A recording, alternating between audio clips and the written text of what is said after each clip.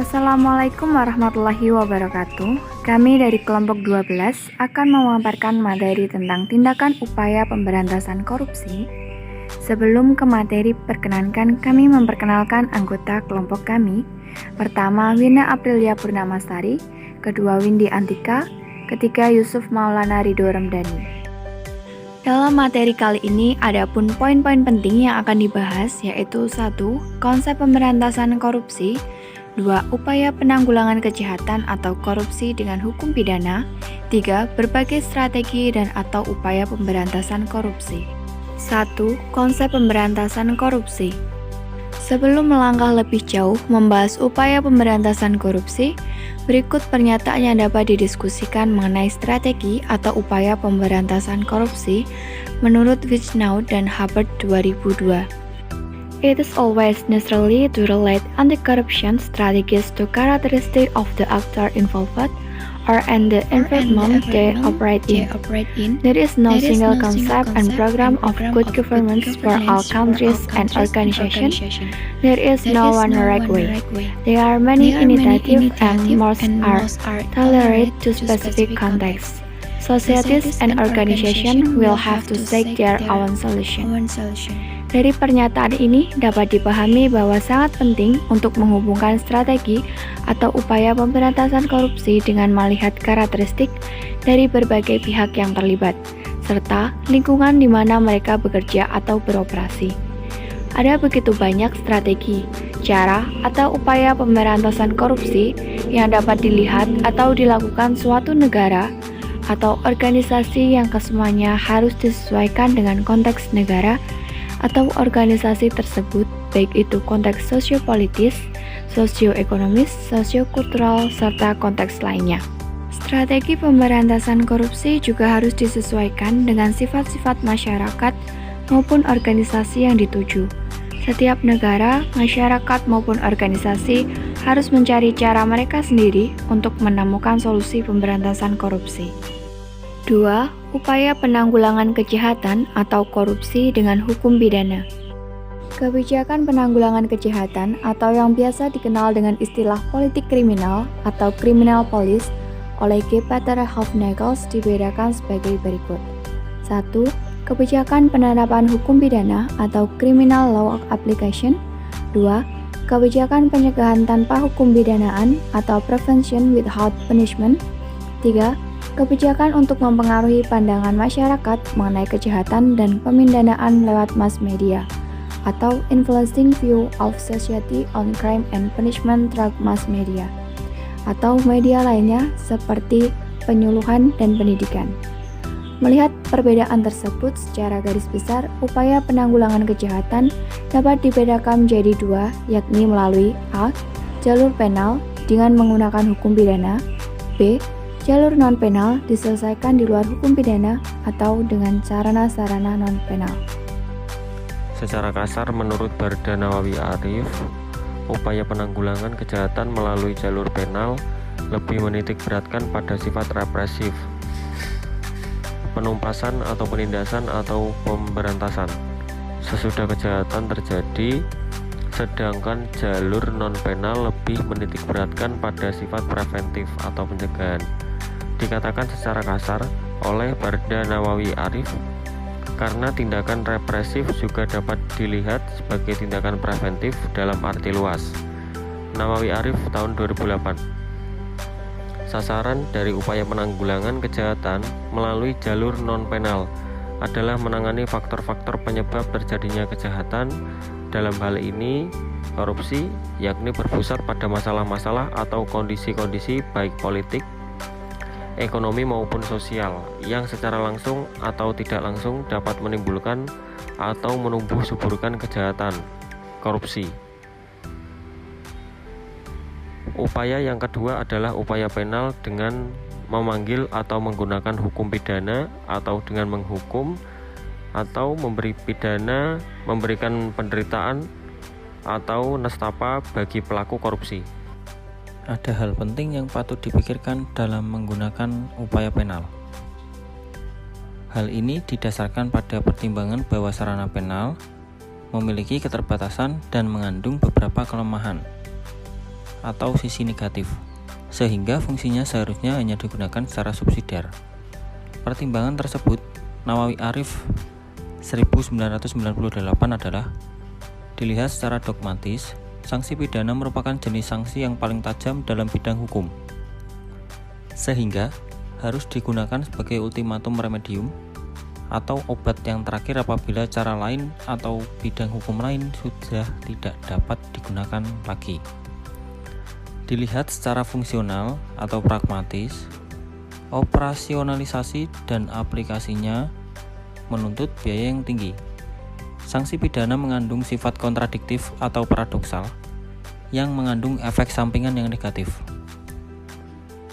Hal ini dapat dilihat dari kondisi overload lembaga pemasyarakatan. Penggunaan hukum pidana dalam menanggulangi kejahatan hanya merupakan kuririn simptom atau menyembuhkan gejala. Ia hanya menggunakan pengobatan simptomatik, bukan pengobatan kausatif, karena sebab-sebab kejahatan demikian kompleks dan berbeda di luar jangkauan hukum pidana. Hukum pidana hanya merupakan bagian kecil atau subsistem dari sarana kontrol sosial lainnya yang tidak mungkin mengatasi kejahatan sebagai masalah kemanusiaan dan kemasyarakatan yang kompleks. Sistem pemidanaan bersifat fragmentar dan individual atau personal, tidak bersifat struktural atau fungsional. Efektivitas pidana atau hukuman bergantung pada banyak faktor dan masih sering diperdebatkan oleh para ahli. 3. Berbagi strategi dan atau upaya pemberantasan korupsi. Caroline Klein Harhuis menyebutkan 4 jenis atau tipe kebijakan pemberantasan. Tipe pertama, dengan mengurangi ketergantungan masyarakat terhadap kekuasaan negara, terutama dari pejabat publik dalam berbagai bidang kehidupan, misalnya dengan melaksanakan deregulasi ekonomi, mengurangi monopoli negara untuk memberikan pelayanan, melaksanakan reformasi pajak, dan lain-lain.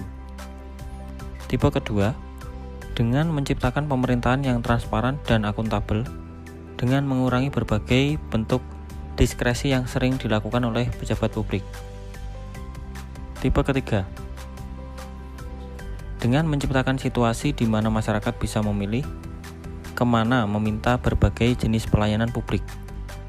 Tipe keempat, dengan melakukan reformasi hukum dan peradilan. Berikut akan dipaparkan berbagai upaya atau strategi yang dilakukan untuk memberantas korupsi yang dikembangkan oleh United Nations yang dinamakan The Global Program Against Corruption dan dibuat dalam bentuk United Nations Anti-Corruption Toolkit UNODC 2004. Dalam toolkit ini dijelaskan bahwa untuk memahami dan memberantas korupsi, yang pertama-tama perlu dipahami adalah seluk-beluk tentang korupsi dan tingkatan atau jangkauan dari korupsi. Pengukuran tentang korupsi baik secara kuantitatif dan kualitatif di sektor mana korupsi tersebut muncul, jenis-jenis atau tipe korupsi, dampak dari korupsi, faktor-faktor penyebab korupsi, dan pemahaman tentang korupsi dari perspektif pelaku dan mereka yang terkena dampak korupsi. Setelah memahami hal tersebut, maka diperlukan beberapa strategi. Strategi tersebut diantaranya adalah 1. Pembentukan lembaga anti korupsi. Lembaga tersebut adalah A. Lembaga politik seperti partai politik baik yang berkuasa maupun tidak. B. Lembaga legislatif yang bertugas membuat undang-undang dan lembaga pemerintahan yang bertugas melaksanakan undang-undang serta membuat, mengeluarkan, dan melaksanakan seluruh kebijakan yang bersumber dari undang-undang. C. Lembaga peradilan termasuk di dalamnya kepolisian, kejaksaan, dan pengadilan serta lembaga permasyarakatan. D.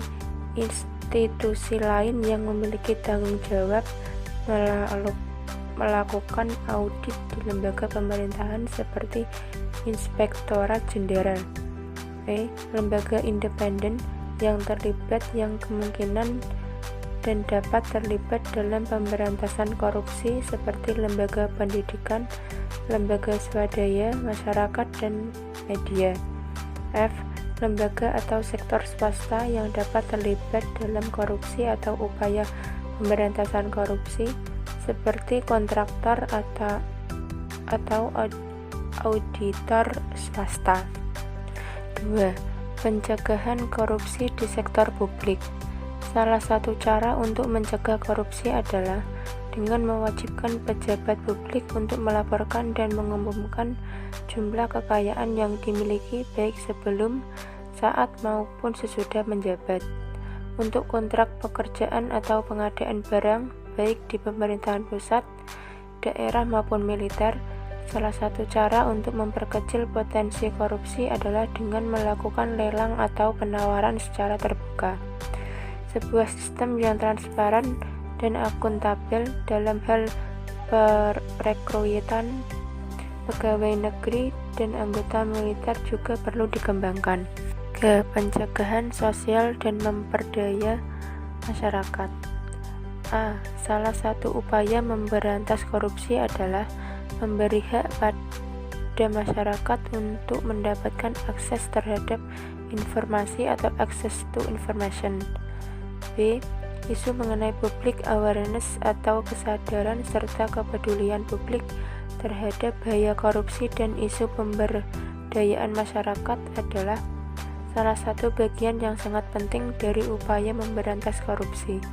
Salah satu cara untuk meningkatkan public awareness adalah dengan melakukan kampanye tentang bahaya korupsi. C. Salah satu cara untuk ikut memberdayakan masyarakat dalam mencegah dan memberantas korupsi adalah dengan menyediakan sarana bagi masyarakat untuk melaporkan kasus korupsi. D. Perlu dibangun sebuah sistem di mana anonimisasi atas kerahasiaan identitas pihak pelapor tidak dapat diketahui oleh pelaku.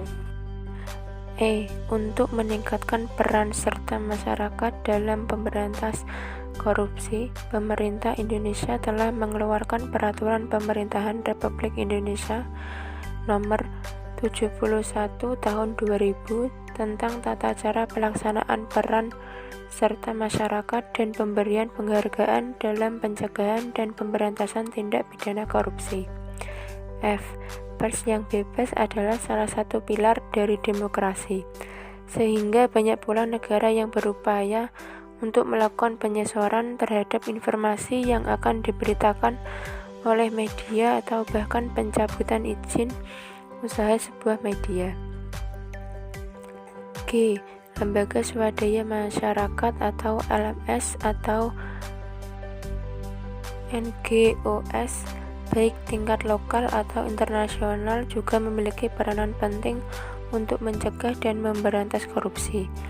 LSM memiliki fungsi untuk melakukan pengawasan atas perilaku pejabat publik.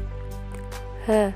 Salah satu cara lain untuk mencegah dan memberantas korupsi adalah dengan menggunakan atau mengoperasikan perangkat elektronik surveillance. 4. Pembuatan berbagai instrumen hukum yang mendukung pencegahan dan pemberantasan korupsi.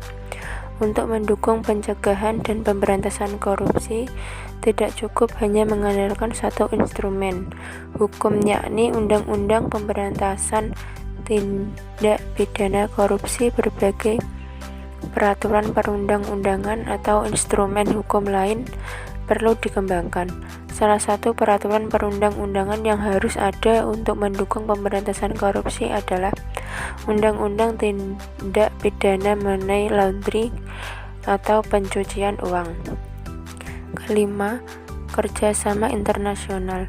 Hal lain yang perlu dilakukan dalam memberantas korupsi adalah melakukan kerjasama internasional atau kerjasama baik dengan negara lain maupun dengan internasional NGOS. Sebagai contoh saja ditingkatkan International Transparency International atau TI, misalnya membuat program National Integrity System. 6. Monitoring dan evaluasi. ada salah satu hal penting lagi yang harus dilakukan dalam rangka mensukseskan pemberantasan korupsi, yakni melakukan monitoring dan evaluasi. Tanpa melakukan monitoring dan evaluasi terhadap seluruh pekerjaan atau kegiatan pemberantasan korupsi, sulit mengetahui capaian yang telah dilakukan. Dengan melakukan monitoring dan evaluasi, dapat dilihat strategi atau program yang sukses dan yang gagal. Demikian yang dapat kami paparkan. Wassalamualaikum warahmatullahi wabarakatuh.